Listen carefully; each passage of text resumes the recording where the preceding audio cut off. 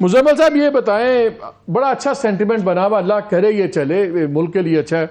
And I think कि अगर इस जुलाई के अंदर 1 बिलियन का ट्रांश आ जाता है जो एक्सपेक्टेड है IMF का, तो वो भी फर्दर एक बूस्ट आएगा, मुल्क के लिए अच्छा है, सब कुछ है। लेकिन ये मुझे बताएं, हमारी हर चीज़ आगे फंसती है डॉलर के ऊपर। डॉलर का आपको क्या होता हुआ नज़र आ रहा है? जब फाइनेंस मिनिस्टर को सुने वो कहते हैं जी 200 से नीचे है वो, लेकिन वो मिफ्ता के ज़माने में ज़्यादा जज्बाती थे, अब कम हो गए, तो वो कहते हैं 200 से नीचे है। अब हमने देखना कि डॉलर का क्या बनेगा। अभी तो चले शुरू में बड़े लोगों ने होर्डिंग की हुई थी, वो भी आ रहे हैं। अब ट्रेड खुलेगी तो अब बिजनेसेस डॉलर्स ख़रीदेंगे, फिर डॉलर की एक हमें स्पाइक नज़र आएगी। अभी सऊदी अरेबिया और रशिया, इन्होंने अपनी ऑयल प्रोडक्शंस भी कट डाउन की हैं, उसने भी रेट बढ़ाना शुरू कर दिया, ऑयल की प्राइसेस चढ़ना शुरू हो गई हैं। ये मुझे बताएं, ये आने वाले जो हैं 5-6 माह, how do you see this thing? देखिए, सबसे पहले तो थैंक यू मालिक साहब। मैं 2-3 बातें क्लियर कर दूं और बड़ी बड़ी अथॉरिटी से क्लियर कर दूं।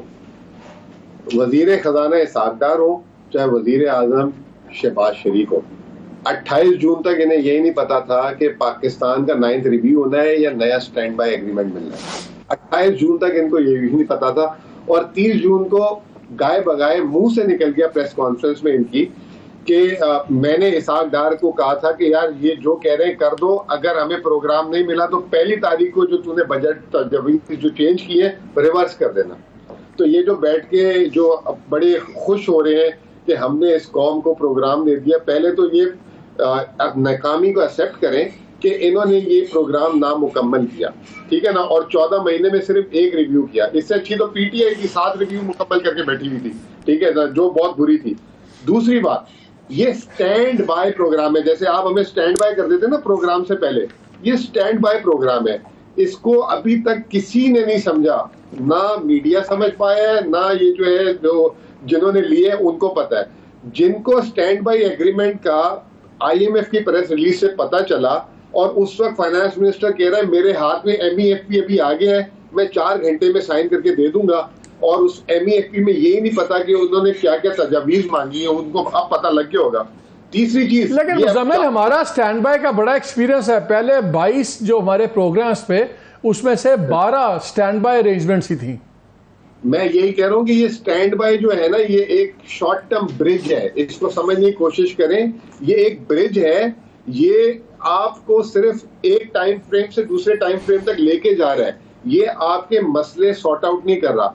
तो ये जो हमारी जो 2 पार्टियां थी, जो 13 पार्टियां थी, ये जो चार्टर ऑफ इकोनॉमी करने दुबई गई थी, एक्चुअली वो चार्टर ऑफ इकोनॉमी की जगह चार्टर ऑफ IMF हो गया और IMF ने सारा कुछ अपने हाथ में ले लिए। इनके हाथ से, इनके पास कोई डिसीजन मेकिंग नहीं थी। आपकी तनख्वाहों पे भी माशाल्लाह टैक्स लग गया, आपको भी चीखें तो निकलेंगी अभी जब अगले महीने तनख्वाह आएगी आपकी। दूसरी बात, तो इन्होंने तो 5 लाख वाले बंदे के ऊपर 35% टैक्स ठोक दिया यार। हाँ, इनको तो यही करेंगे ना, और क्या कर सकते हैं ये। अच्छा, फिर और इस पे बल्कि मुजम्मिल साहब क्लियर करें कि इन्होंने तो ये सैलरी टैक्स कर दिया, इनकम टैक्स तो और भी आएगा। ये तो सैलरी क्लास का वहीं पे कट जाता है। अभी इनकम टैक्स छोड़े, लोग समझ नहीं रहे, ये तो सैलरी टैक्स ठुक गया। ये जगह टैक्स है, जगह टैक्स। पैसे लेने से पहले वो नहीं जगह लेते हैं, जो बदमाश लेते हैं, कि जो एक आपने इंडियन फिल्मों में पुरानी देखा होगा कि वो बेचारा मजदूर पूरे दिन मजदूरी करके जब अपनी तनख्वाह लेने लाता है तो वो पीछे से ठेकेदार पैसे छीन के उसमें से कुछ रख के दे देता है। ये वो कर दिया इन्होंने आप लोगों के साथ, सारों के साथ, सारे सैलरी वालों के साथ। फिर आप आगे सर, ये जो बार बार ये कह रहे हैं ना $100 अरब की इन्वेस्टमेंट आएगी, ये आएगी, ये $100 अरब की इन्वेस्टमेंट आने से रिजर्व थोड़ी बढ़ जाएंगे, वो तो मशीनरी इंपोर्ट करनी पड़ेगी, जिस तरह इन्होंने CPEC में कर दिया था। सारी जी $25 अरब की इन्वेस्टमेंट आ रही है, $30 अरब की इन्वेस्टमेंट आ रही है, वो पाकिस्तान से उल्टा डॉलर चले गए, उन्होंने कर्ज दे दिया, तो ये इससे आपके कोई रिजर्व नहीं बनेंगे। तो ये चीज भी, अब बिलाल ने टेक्निकली एक बहुत, जैसे कहते हैं कि लूज बॉल मार दी। इन्होंने कहा सऊदी अरब और UAE से डिपॉजिट, वैसे तो ये 6 महीने से हम सुन रहे हैं कि जी उन्होंने हमें एग्री कर दिया है, वो डिपॉजिट आ रहे हैं, वो लोन नहीं आ रहा। ओ भाई, आप उस पे, उस डिपॉजिट पे 4 से 5% जो है इंटरेस्ट पे करोगे। अच्छा, डिपॉजिट ही है ना, लूज बॉल क्या मारी है? लाइबिलिटी है। मुजम्मिल साहब, चले आप कहें डिपॉजिट नहीं है, आप बताएं डिपॉजिट नहीं है, आप कहें डिपॉजिट है? लाइबिलिटी सर, ये जो लाइबिलिटीज होती है, डेट एंड लाइबिलिटी, सर आपने कहा लूज बॉल, मैंने कहा सर मेरी यार सुन, मैंने कहा डिपॉजिट है, आप कहते हैं डिपॉजिट नहीं है, क्या लूज बॉल मारी? नहीं बोला सर, ये लाइबिलिटी ऑफ द कंट्री है। आज आपने 59 ट्रिलियन का 13 महीने में पाकिस्तान का डेट स्टॉक पहुंचा दिया है।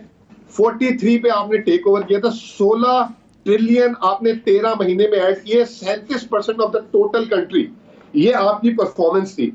अब आगे मालिक साहब ने जो सवाल किया डॉलर कहां देख रहे हैं, देखें डॉलर की पाकिस्तान का मसला इस वक्त लिक्विडिटी का है, सॉल्वेंसी का नहीं था। लिक्विडिटी पॉइंट ऑफ व्यू से अगर आप देखें, आईएमएफ से अभी 1 अरब डॉलर ये जो आप कह रहे हैं, पहले तो ये मुझे कंफर्म कर दें कि 12 जुलाई को मीटिंग हो रही है कि भी नहीं हो रही। मेरी इतलात है 12 को नहीं है, शायद 15 के बाद है। चलो हो जाएगी, जुलाई में हो जाएगी यार। हाँ, लेकिन उसमें अभी कुछ प्रायर एक्शंस हैं, इन्होंने करने हैं। ऐसा नहीं है कि प्रायर एक्शंस कंप्लीट हो चुके हैं। बहुत ये 8-10 दिनों प्रायर एक्शन रह गए। जी बहुत कुछ रह गया। नहीं, अभी तो प्रायर एक्शन देखिए, एक तो या एस के बोर्ड अप्रूवल के बाद पहला ट्रांच रिलीज होगा, उसके बाद अगले रिव्यू के प्रायर एक्शन यकीनन नहीं, अभी इस पहले कोई नहीं रहेगा। अभी तो अभी सारा कुछ मान लिया। जी अब तो 12 जुलाई को एक्सपेक्टेड है बोर्ड मीटिंग और बोर्ड अप्रूवल है। ठीक सर, आप देख लीजिएगा। चले मैं आपको भाई मैं एक वो दे रहा हूँ। तीसरी चीज ये कि ये जो प्रोग्राम है ना सर, ये प्रोग्राम जो है ये आया है केयर टेकर्स के लिए, ये इनके लिए नहीं आया। और ये जो बेचारे जो बड़े इस पे खुशियां मना रहे थे, ये स्टैंड बाई एग्रीमेंट जो $1 बिलियन है, ये हमें मिलेगा अगर 1 जुलाई को, तो उसी महीने में हमने 15 जुलाई को अगर मिलेगा तो इसी महीने में हमने पेमेंटें अदा कर देनी है।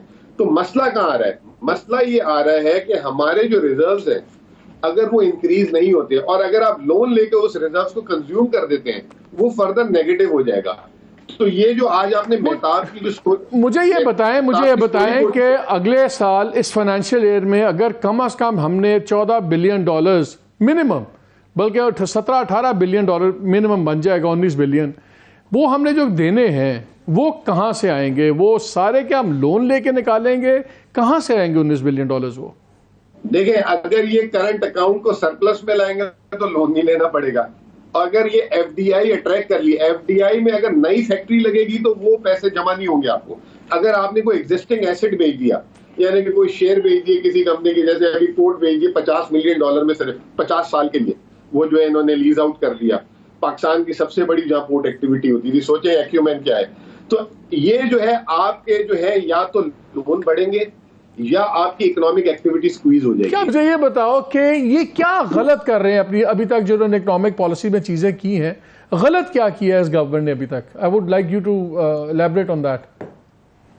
देखिए, सबसे पहले तो ये बात कर रहे थे कि हमने जो है ना टैक्स कलेक्शन, टैक्स की बात, हमने एफबीआर चेयरमैन चेंज नहीं किया। आपने एफबीआर चेयरमैन चेंज ना करके भी आपने क्या पट लिया भाई? आप 40% डीवैल्यूएशन के बाद भी आप जो है टैक्स टारगेट 500 अरब से मिस कर जाते हो। ये आपकी कारकर्दगी है।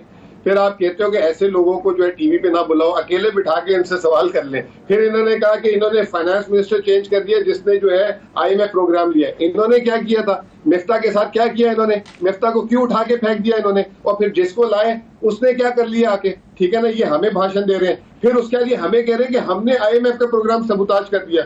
शुक्र है मालिक साहब, आपने इनको जो है ना इनके मुंह पे मारा कि जो है 14 प्रोग्राम जो है ये इस कोalition ने लिए आज तक, ये इतने अच्छे होते हैं तो ये 14 प्रोग्राम आज बात बनती पाकिस्तान की। इस पाकिस्तान को लाके खड़ा यहाँ कर दिया इन्होंने।